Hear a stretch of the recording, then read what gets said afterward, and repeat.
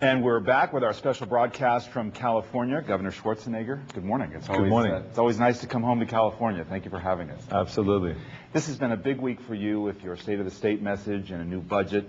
And 2010 begins in a challenging place for a lot of states, including California, in this economy. Do you feel like the worst is over? I think that economically, the worst is over.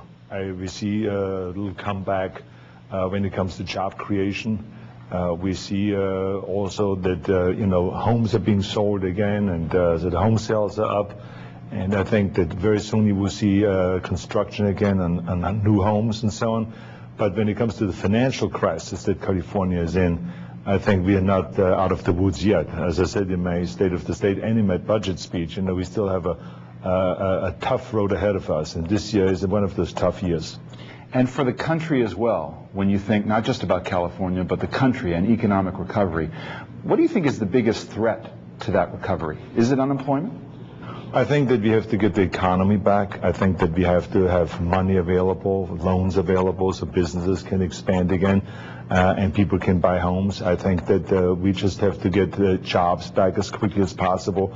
That's why we have tax incentives for people that want to buy new or used homes. And we just want to do everything that we can as a state and as a country to stimulate the economy. That's the key thing, because I think that the worst is when people lose their jobs and they have to go home to their family and say, I have no more money. We cannot provide for the family and so on. Or when both of the parents lose their jobs, it gets even tougher. And that's the case in a lot of the families. And so we have to do everything that we can. That's government's responsibility to stimulate the economy and to help. The federal government is spending a lot of money in stimulus, preparing to do so on health care reform if that gets passed. And there's a lot of talk about taxes, whether taxes will be necessary on the national level or even when you're facing a $20 billion shortfall. David Ignatius wrote something, a columnist for the Washington Post, that caught my attention. And he wrote, "What worries me looking ahead, thinking about the whole country, is what might be called the Californianization of America, the growing tendency of our political system to make promises and social spending programs that isn't prepared to pay for it with tax increases."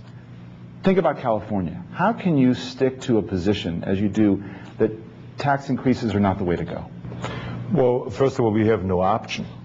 Because if you do the tax increases, you immediately kind of stifle the economy. So right now, where we see that the economy is bottomed out and it has a chance now to come back, to go in now to hit the state with more taxes would be the wrong thing to do. So what you want to do is you want to do the opposite. You want to go and put money into the economy, and you want to go and give tax incentives for businesses, for new hires, as we did, or for retraining people, or for home buyers tax credits and so on. So I think that it would be a big mistake. I think the thing that politicians should not do is promise things they can't keep, and that they have no funding mechanism to go and follow through with those promises. Like, for instance, in California with the pensions, the public employees pension, it's a disaster, because in the late 90s, they were promised things that there's no way the state can keep those promises. And that's why I said that we have got to get Democrats and Republicans together and fix this problem, because right now we are paying already more than $3 billion towards the pensions.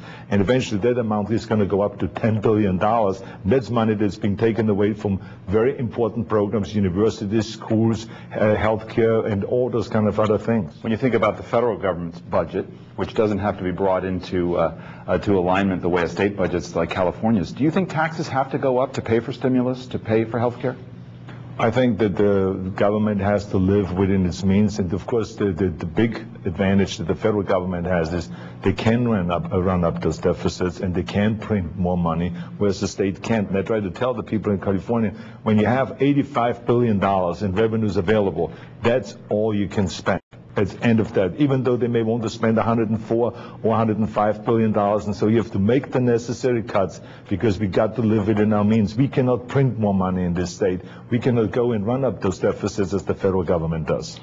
You called some of the cuts that you put forward in your budget draconian cuts, by your own admission. Mm-hmm. One of the things you said so strongly is the federal government has got to come to California's aid. What do you need?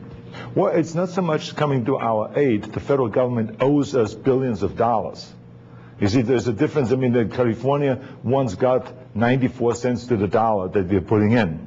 on federal taxes. Now we only get 78 cents. But you have places like, for instance, Alaska that gets $1.86. You have New Mexico that gets $2.03.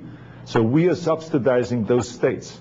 And that is the thing that is unfair. So what we are saying to the federal government, look, you are responsible for our border security. You're responsible for immigration and for all of those kind of things that, if you fix those problems, if you help us, with the incarceration of undocumented immigrants, which costs us almost $1 billion, yeah, then we can talk. But right now, you don't want to pay any of those things. So it is unfair that we are paying in $1 and getting back 78 cents on a dollar.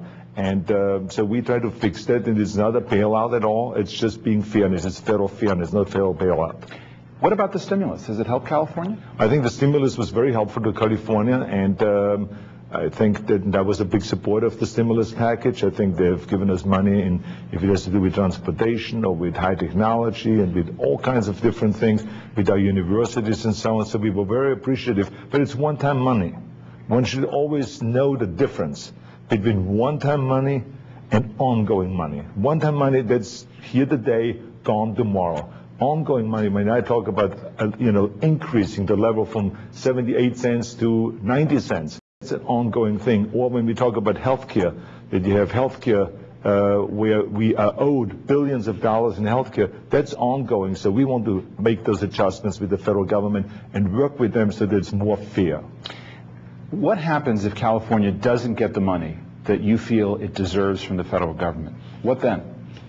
Well, first of all, I never really think so much about option B, because it's a loser's attitude. I think you always have to just think about, even though it has been difficult up until now to get that money, we've been fighting for it for 6 years, but we never give up.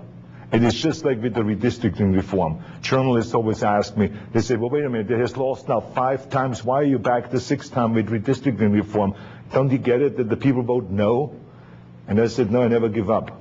I come from the sports background. Just because you didn't lift the weight one time, did you give up and never try it again? No, there's no such thing. So we're going to be back. And in redistricting reform, the 6th time we won. And the same is with this. We will never give up. We can continue pushing. This time we're going to go back with the 4 legislative leaders of California, Democrats and Republicans alike, and keep pushing and talking to the federal government and letting them know that it is unfair the way the money is being distributed right now. And so we also will inspire and push extra hard the California congressional delegation, the bipartisan delegation, because they're not being representing us really well in this case. I mean, if you think about that, the Senate just voted for a health care bill that is saying basically that California should pay for Nebraska, so that Nebraska never has to pay any extra money, and we to expand the Medicaid rolls. The Medicaid, exactly, and then we have to pay $3-4 billion extra. You said the president should rethink healthcare reform. Absolutely, because that's not healthcare reform. To go and to put that extra burden, billions of dollars, on other states, especially on California, just because we are the best state in the world and the best place in the world, and we are the most diversified economy, and everyone wants to come to California. There's no reason to beat up on California and to always ask for more money from California. I think it's time for the federal government to go and to take care of us. Is that how you think about healthcare reform, as something that ultimately would beat up on California? Well, yes, it is. Right now it is, and I just cannot imagine that why we would have, like I said, for instance, our senators and congressional people, how they would vote for something like that, where they're representing Nebraska and not us. And by the way, as I said in my State of the State, that's the biggest ripoff. I mean, that is against the law to buy a vote.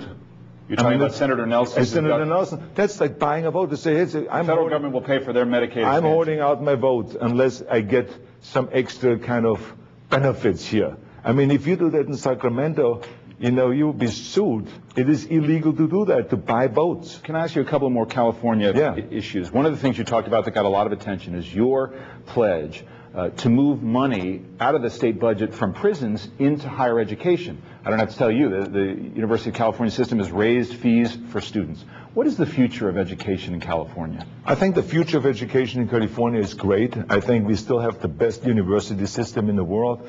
The key thing is that we reform education from kindergarten through 14, especially kindergarten through 12, because it is inexcusable of what we had up until now, and we were fighting to change that for years now, and finally we were able to change it. Just the other day, I signed legislation to reform education. It's inexcusable that children get